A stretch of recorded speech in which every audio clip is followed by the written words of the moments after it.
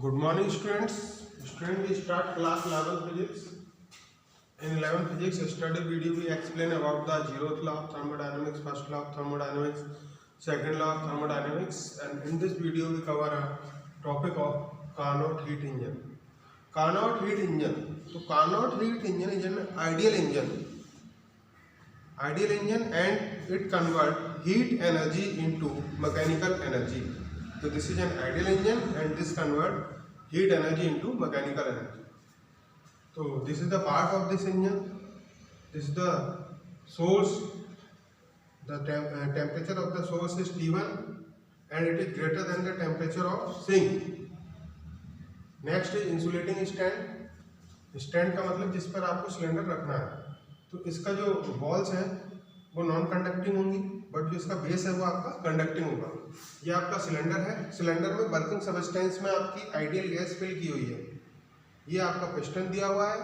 T1 को greater रखना है T2 से, यानी जो सोर्स का टेम्परेचर है वो ग्रेटर रखना है कंपेरिजन टू सिंक टेम्परेचर. ये आपका सिंक है. सिंक का टेम्परेचर हमने T2 सपोज किया है. तो this is an ideal engine which convert heat energy into mechanical energy. ठीक है. सबसे पहले हमको क्या लेना है, इंसुलेटिंग स्टैंड लेना है जिसकी जो वॉल्स हैं वो है आपकी कंडक्टिंग है, जो नॉन कंडक्टिंग है, और बेस जो है आपका वो कंडक्टिंग है. उस पर हमको सिलेंडर को रखना है. सिलेंडर में आपकी आइडियल गैस फिल हुई है जो कि वर्किंग सबस्टेंस का वर्क कर रही है, और एक सोर्स T1 है और सिंक आपका T2 है, और जो सोर्स का टेम्परेचर है वो कंपेरिजन टू सिंक्स ग्रेटर है. तो इसमें स्टूडेंट हमको क्या करना है, चार प्रोसेस होंगे. एक बार हम A से B पे जाएंगे, फिर B से C पे जाएंगे, C से D पे, फिर D से A पे. A से B, B से C, C से D और D से A. A से B तक आपका आइसोथर्मल प्रोसेस चलेगा. ये आपका आइडियाबैटिक चलेगा. Next is isothermal. This is adiabatic. So listen carefully. These are the process. It means isothermal A to B, B to C adiabatic, and C to D isothermal and D to A adiabatic. So in isothermal process, the work is Q1 equal to W1 RT1 log E B2 upon B1. So isothermal process is those process in which temperature is constant. So for A to B, A से B तक हम जा रहे हैं, तो W1 equal to Q1, और जो Q1 की वैल्यू है आपकी है RT1 log E B2 upon B1. W1 यानी आइसोथर्मल प्रोसेस में जो हमने वर्क किया है, W1 equal to Q1 RT1 log E B2 upon B1. B से C इसके ब्रैकेट में लिख देंगे आइसोथर्मल. ये आपका आइसोथर्मल प्रोसेस है. नेक्स्ट हमारा है B to C for B to C adiabatic. यहाँ पे आपका आइडियाबैटिक प्रोसेस है. आइडियाबैटिक प्रोसेस दो प्रोसेस में हीट आपका no exchange of heat with system and surrounding, यानी सिस्टम और सराउंडिंग के बीच में हीट का एक्सचेंज नहीं होता है आइडियाबैटिक प्रोसेस में. इसको हम बोल रहे हैं W2 equal to R1 minus gamma T2 minus T1. ये आपका आइडियाबैटिक प्रोसेस के लिए वर्क है. नेक्स्ट आपका आएगा फिर से आपका C से D for C to D. फिर से हम आ रहे हैं आइसोथर्मल में.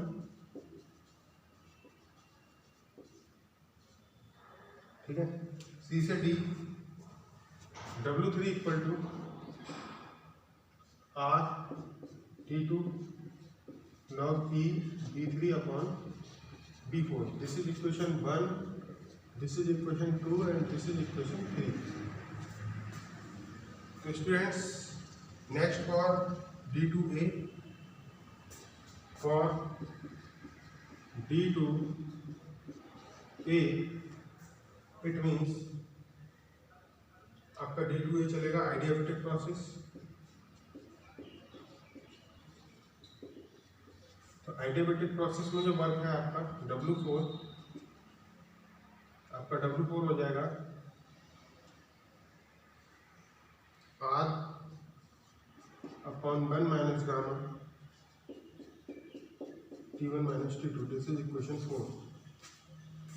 तो total work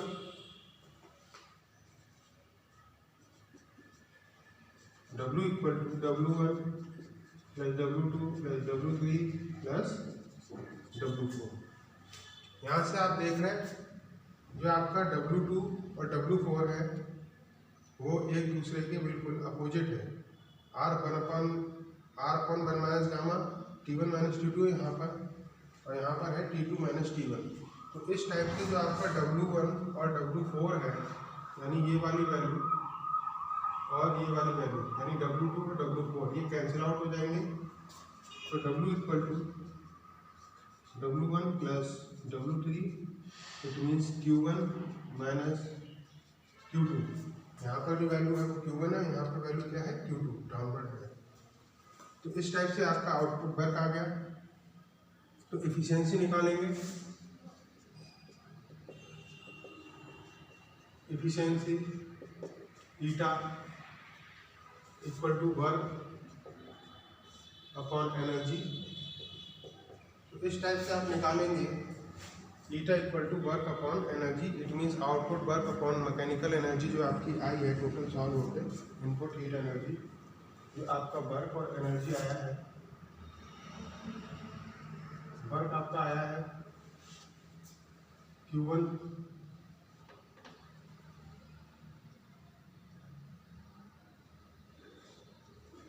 minus Q2 upon Q1। तो जिस टाइप से आप देखेंगे eta equal to Q1 minus Q2 upon Q1। तो eta equal to 1 minus Q2 upon Q1 आपका आ गया। ईटा इक्वल टू 1 माइनस जो आपकी Q2 की वैल्यू है वो आप रख देंगे। Q2 की वैल्यू है आपकी ये वाली RT2 log V3 upon V4 upon जो आपकी Q1 की वैल्यू है RT1 log V2 upon V1। T1 से सॉरी R टू R आपका कैंसिल हो गया। तो eta equal to 1 minus T2 log E V3 upon V4 upon T1 log E V2 upon V1। तो इस टाइप से आपने देखा कि ईटा इक्वल टू आपका ये आ गया। अब आपको करना क्या है, थोड़ा सा स्पेस बनाने के लिए हम डायग्राम को इरेज करेंगे।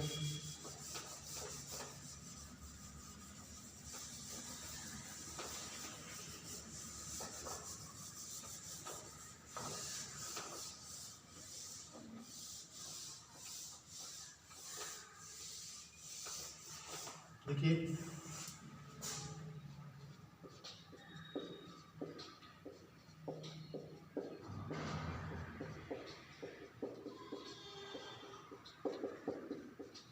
वन टू थ्री फोर, यहाँ गामा लगाइए, 4 पे गामा लगाइए। यहाँ 1 2 आएगा, देखिए 1 के बाद सीधा 2 आ रहा है, यहाँ पर 3,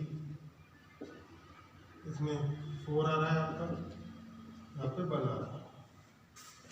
तो ये आपकी इक्वेशन 5 हो गई, 6 हो गई, 7 हो गई, 5 6, ये आपकी हो गई 7 इक्वेशन, ये आपकी 8 हो गई। मल्टीप्लाई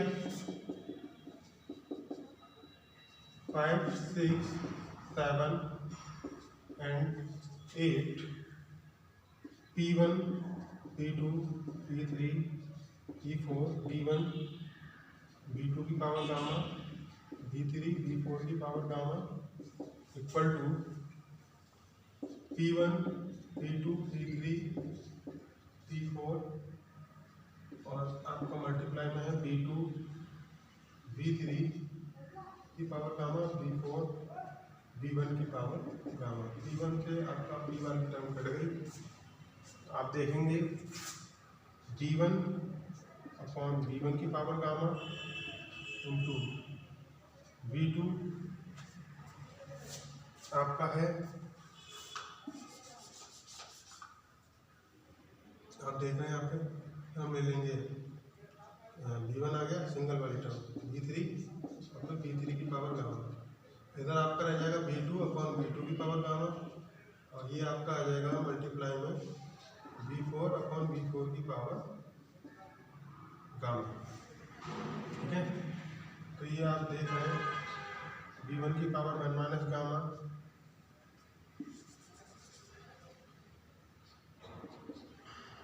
V3 की पावर 1 माइनस गामा, V2 की पावर 1 माइनस गामा, V4 की पावर 1 माइनस गामा।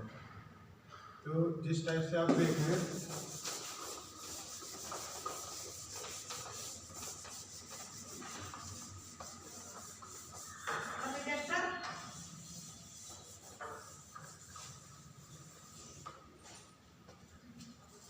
एक रवि सर का होगा, एक अपना।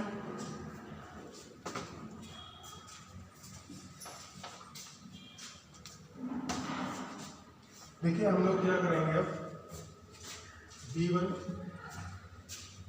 ठीक है, V1 1 minus gamma, V3 1 minus gamma, V2 1 minus gamma, V4 1 minus gamma. Power को कॉमन ले लेंगे, V1 V3 equal to V2 V4। ठीक है, हमें वैल्यू निकालनी है V3 अपॉन V4 की, तो V2 अपॉन V1 आ जाएगा,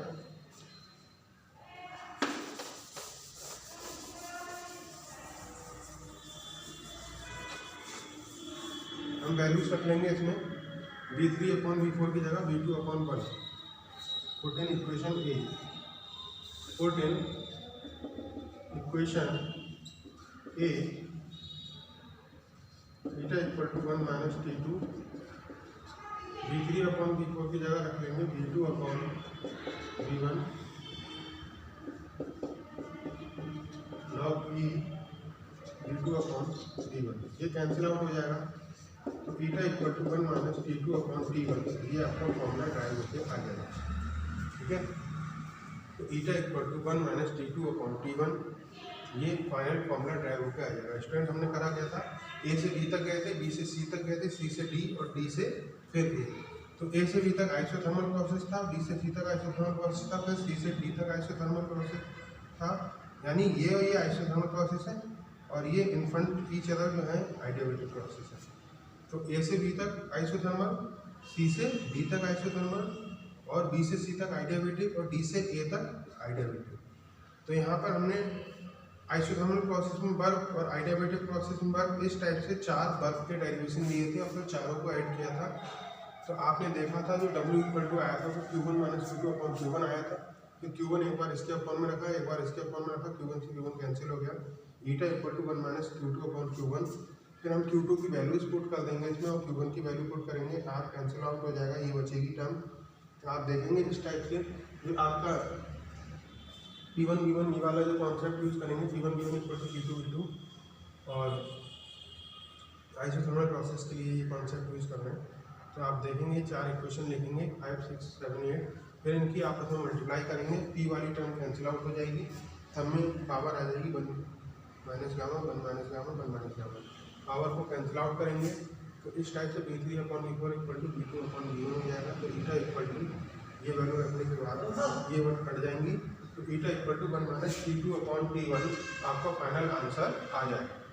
ठीक है, इस टाइप से आप एफिशिएंसी ऑफ कार्नोट इंजन के लिए फॉर्मूला प्रूव कर पाएंगे।